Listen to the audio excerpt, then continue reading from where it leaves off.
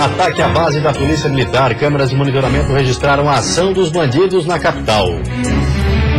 Diminuição das centrais reguladoras do SAMU é debatida na Assembleia Legislativa. Atualmente são 8 unidades, mas o governo quer que apenas a de Florianópolis receba os chamados.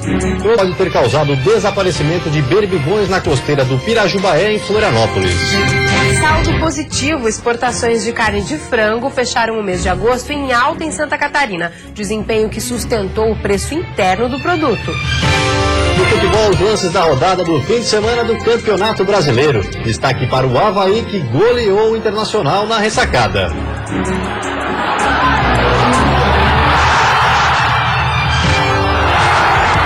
E o Santos é o adversário do Figueirense nas quartas de final da Copa do Brasil. A primeira partida vai ser no Orlando Scarpelli. Quantidade desta segunda-feira já está no ar.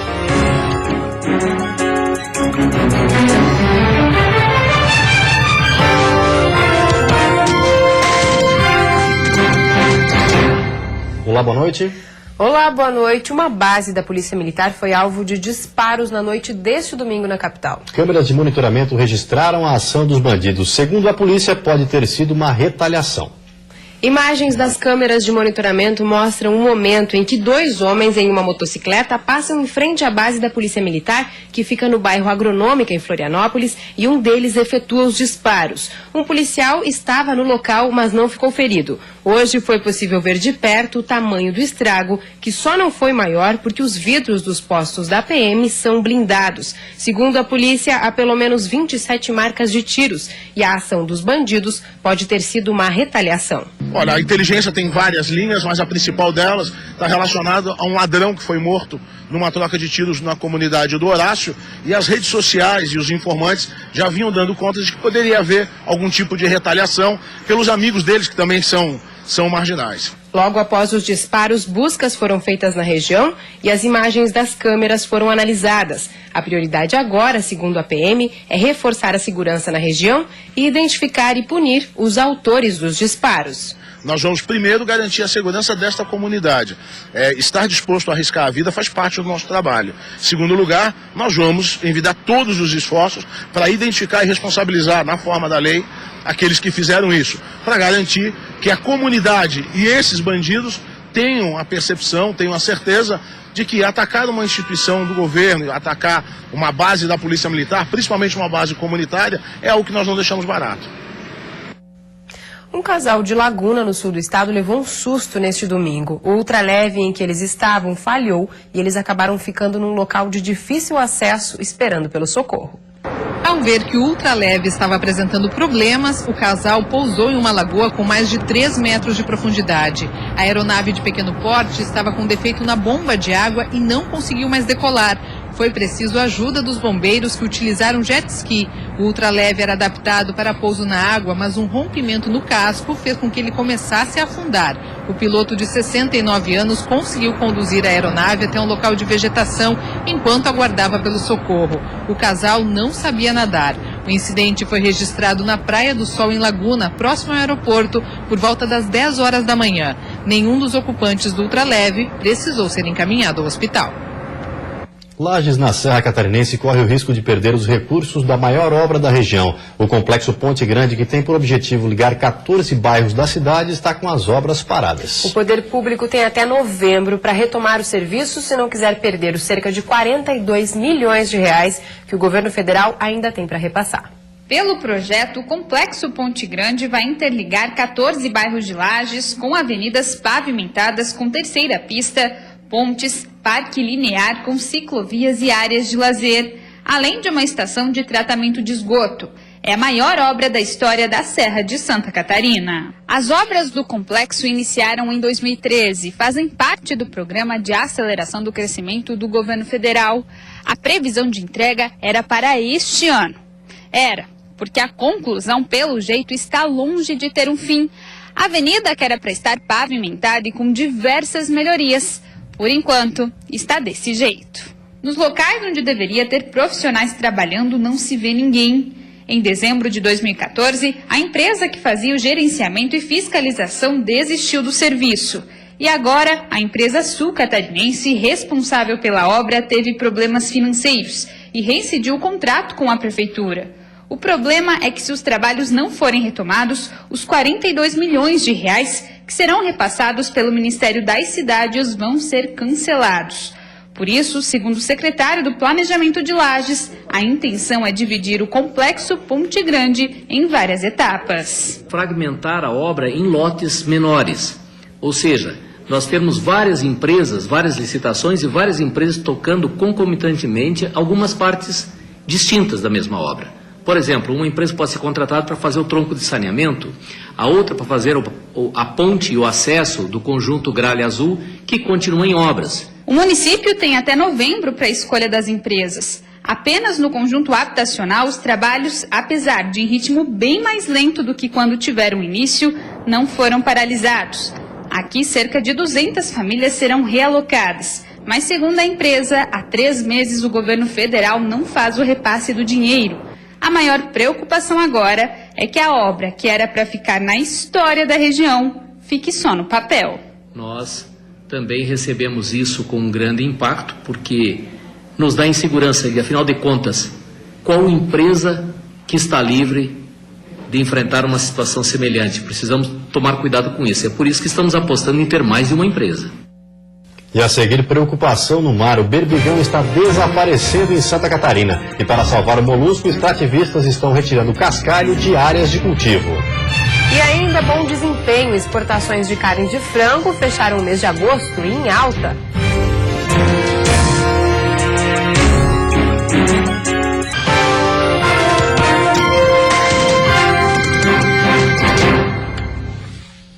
O berbigão, tão tradicional no litoral de Santa Catarina, pode estar desaparecendo. Extrativistas da costeira do Pirajubaé estão tirando o cascalho de áreas de cultivo com o objetivo de salvar o molusco da Bahia Sul. Leonardo é extrativista de berbigão há 17 anos. Ele é um dos profissionais que estão envolvidos em um projeto do Instituto Chico Mendes de Preservação da Biodiversidade. Aqui nessa área de cultivo do molusco em Florianópolis, eles realizam a limpeza deste casqueiro, resultado do acúmulo de conchas quebradas no fundo do mar, para tentar salvar o berbigão. Nosso trabalho aqui é limpar o cascalho para que o nosso produto venha com mais qualidade e vai para a mesa da população com qualidade também, né? Este analista ambiental explica que o berbigão vem desaparecendo da Bahia Sul desde janeiro deste ano. E ainda não se sabe ao certo o motivo que levou quase 80% do molusco morrer nas 3 áreas de cultivo da costeira do Pirajubaé. Morreu a maioria do estoque populacional daqui e de outros locais também, na Tapera e em vários outros locais na ilha. Ainda não se sabe o motivo específico que causou isso, pode ser uma série de motivos. Sedimento fino na água que asfixiou o berbigão, excesso de água doce porque foi chuva torrencial ali na época do carnaval.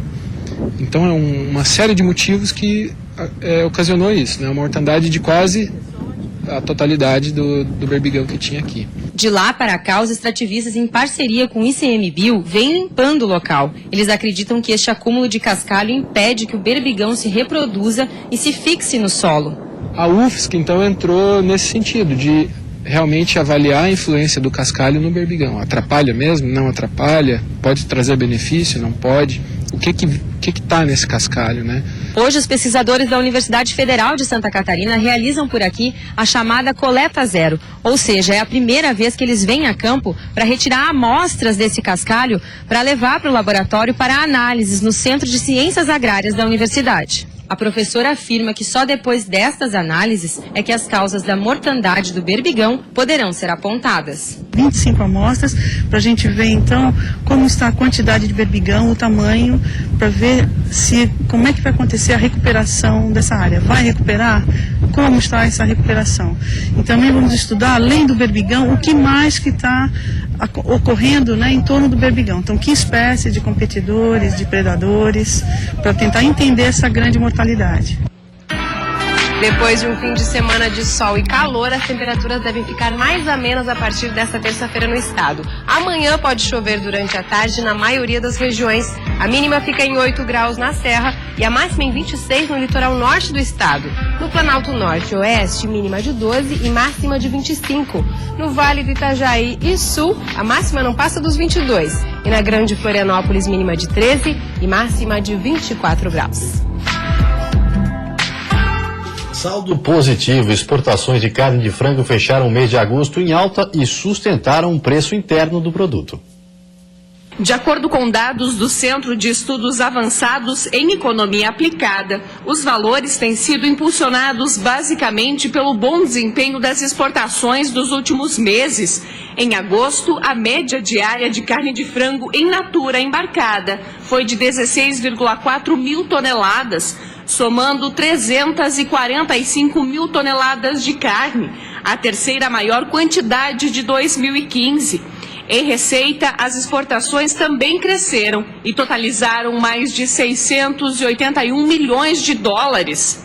A participação de Santa Catarina no abate de frangos no Brasil é de 17%, mas com a abertura de novos mercados e o aumento nas exportações, a produção deverá crescer 3,8% em 2016, totalizando 13 milhões de reais. Santa Catarina exporta carne de frango para mais de 150 países, principalmente para a Europa, Oriente Médio e Ásia. A cadeia produtiva tem mais de 10 mil avicultores e é um setor que emprega diretamente 40 mil pessoas e indiretamente mais de 100 mil trabalhadores. Depois do intervalo tem futebol. De um lado, comemoração. Na ressacada, o Avaí aplica 3 no Internacional e o Figueirense derrota o Vasco no Rio de Janeiro.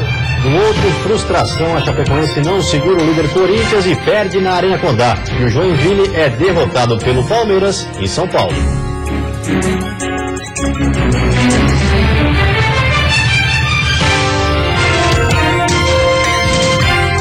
Garanta o bom funcionamento dos seus equipamentos com soluções em energia da Spy No Break.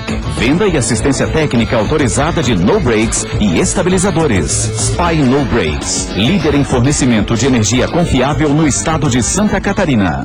Pensou Móveis, pensou Queires, a número 1. São quartos, salas, cozinhas, a maior variedade com descontos incríveis. E mais, com a parcelinha que cabe no seu bolso. Roupeiro 2 portas de correr somente R$ 1.090 à vista ou 70 mensais. Sofá 3 lugares retrátil de R$ 1.098 por apenas R$ 849 à vista ou 55 mensais. Rack com painel para TV de R$ 328 por só R$ 228 à vista ou 20 mensais. Queires, a número 1 em móveis. 24 horas por dia, 7 dias por semana em todos os locais do estado. Policiais e bombeiros militares estão alerta, cuidando da segurança de todos os cidadãos. Esse é o nosso dever. Essa é a nossa missão. Por isso, não é justo, de uma hora para outra, o governo cortar direitos adquiridos. Defendemos a manutenção da indenização por conta das peculiaridades da nossa profissão.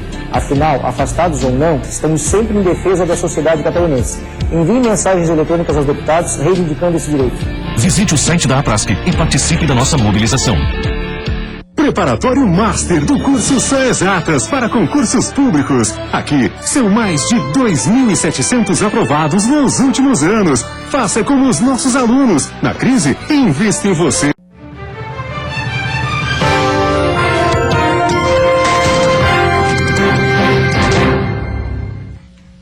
E agora o futebol. O Avaí não tomou conhecimento do Internacional e aplicou 3-0 na ressacada. Destaque mais uma vez para Léo Gamalho.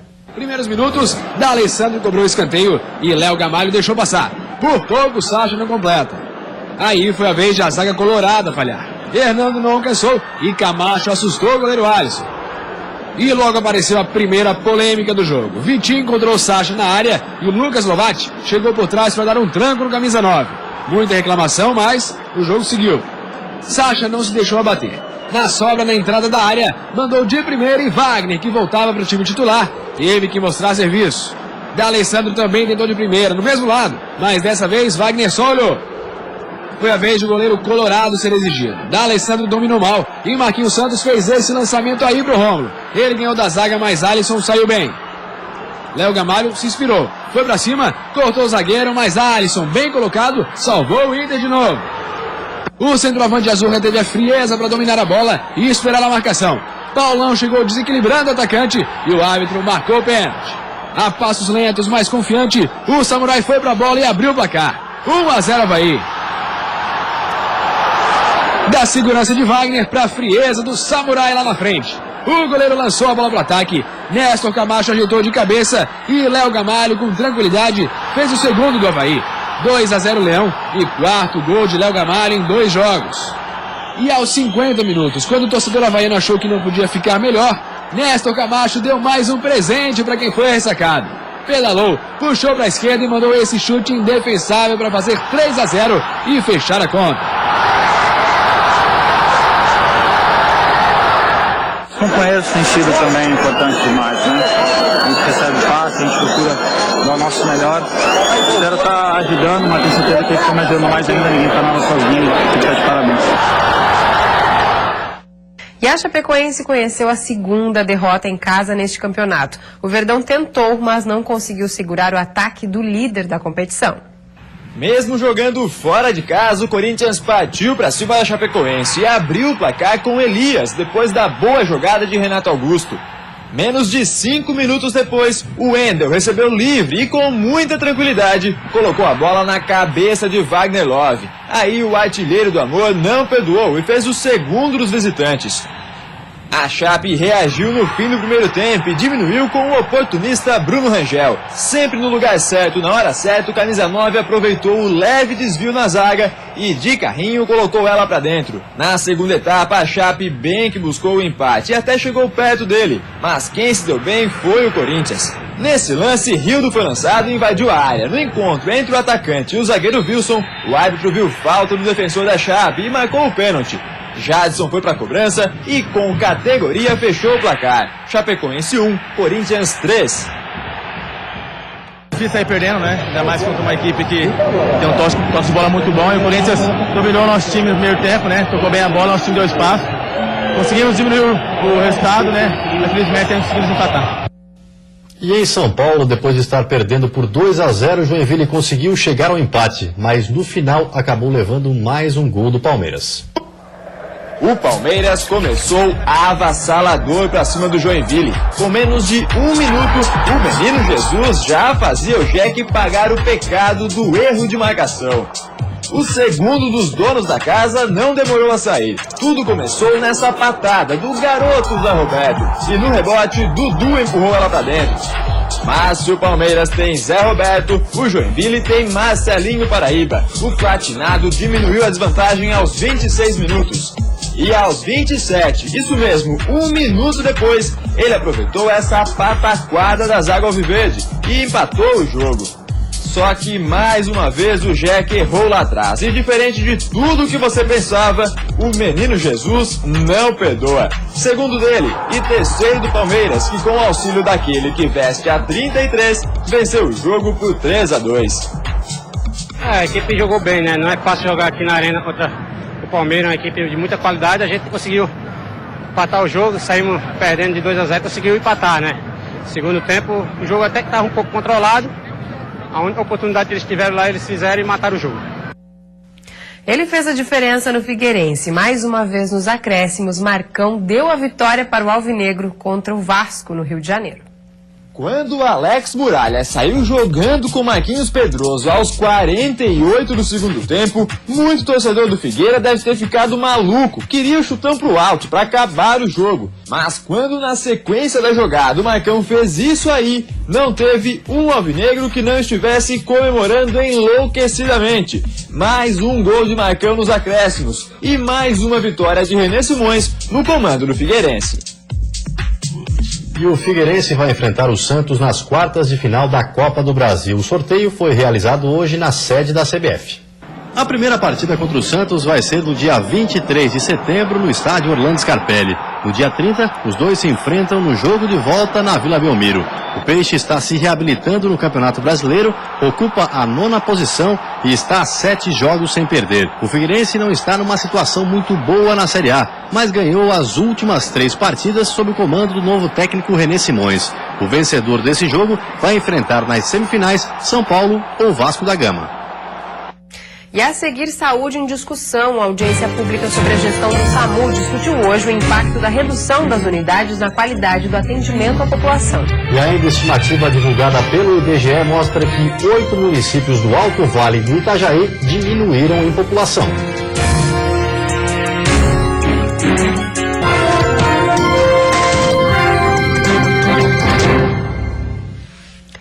A estimativa de população divulgada pelo IBGE mostra que a população do Alto Vale do Itajaí está crescendo menos ou até diminuindo em alguns pontos. As cidades litorâneas são as que mais crescem.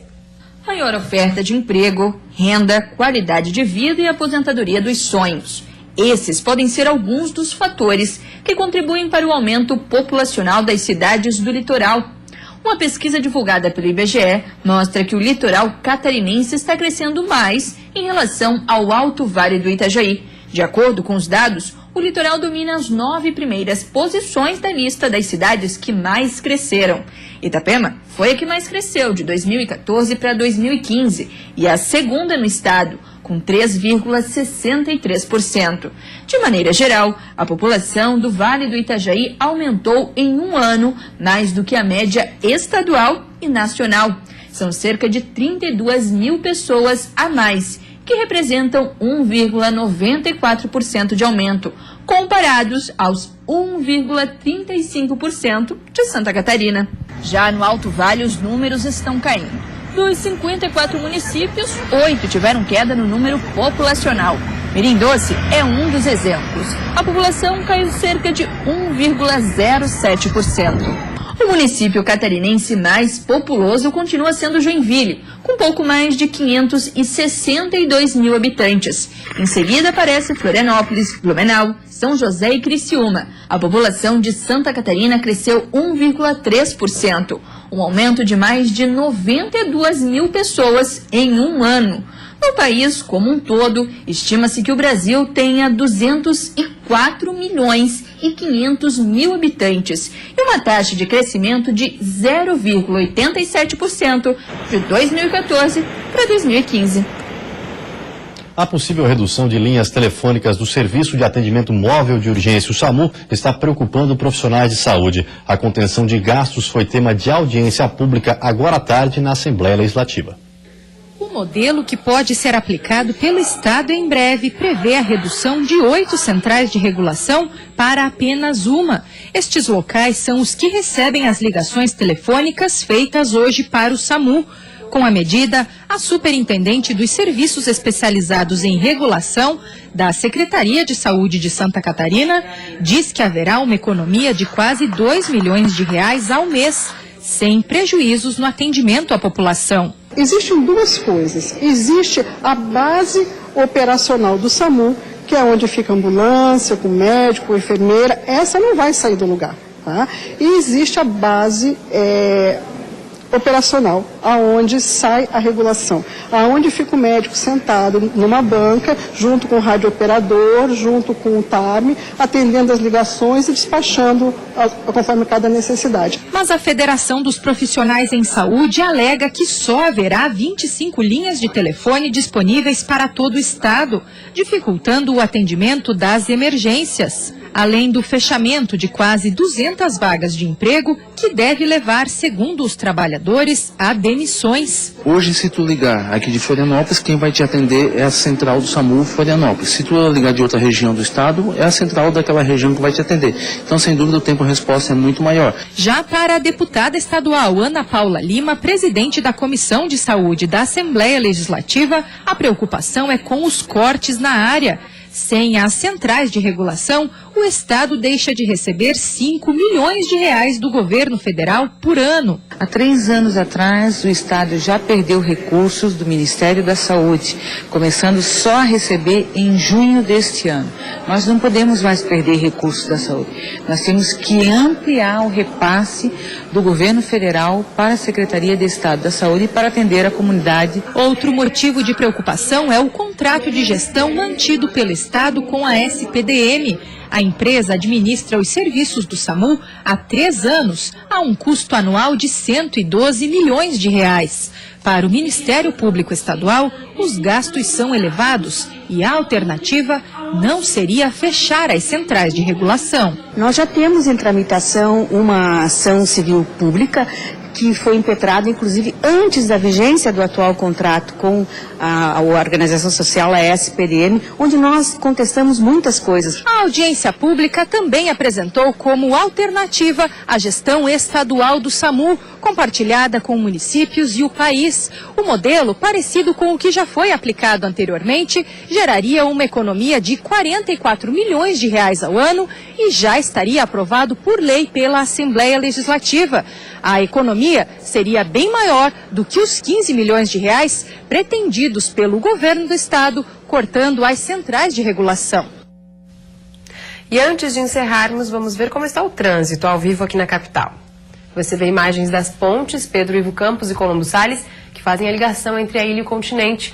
Movimento intenso, com bastante lentidão, para quem deixa a ilha de Santa Catarina. Em Florianópolis faz 22 graus nesse momento. E você fica agora aqui no Jornal da Band. Uma ótima noite a todos e até amanhã. Uma boa noite para você, até amanhã.